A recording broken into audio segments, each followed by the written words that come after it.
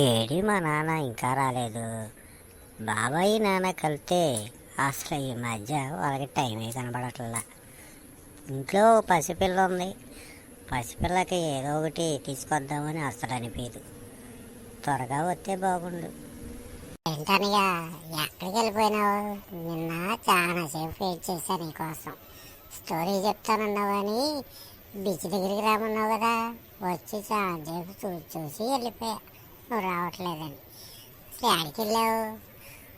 అదేమీ లేదురా, స్టోరీ చెబుదాం అనుకునే వస్తుంటే పెద్ద పాము మీదకి వచ్చేసి నువ్వు ఎక్కడికి వెళ్తాలేదు, నాతో టైం స్పెండ్ చేయాలంది.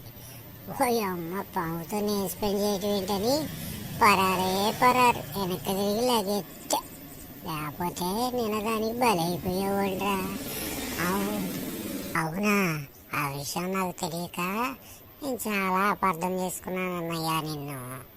సారీ. మరి ఏమైంది తర్వాత? ఎలా పారిపోయావు? ఎంత దూరం వెళ్ళిపోయావు? ఇంటికి ఏమైనా వెళ్ళిపోయావా? పాప ఒకటే ఉందని.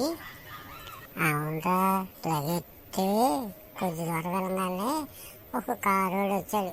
కారోడు వచ్చి లిఫ్ట్ ఇస్తానంటే ఊరనెత్తి ఆడగవుతుందని ఎక్కేసానురా.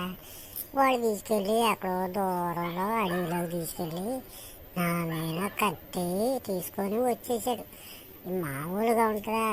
మళ్ళీ అక్కడి నుంచి కూడా లగెత్తుకుంటా ఇంటికి వెళ్దాం అనుకునేటప్పటికి ఒక సైకిల్ వచ్చి గుద్దాడు. చేతి ఫ్రాక్చర్ అయింది. ఏం చేస్తాం, టైం బాగపోతే అంతే. సరే అన్నయ్య, చాలా స్టైన్ అయినట్టున్నావు.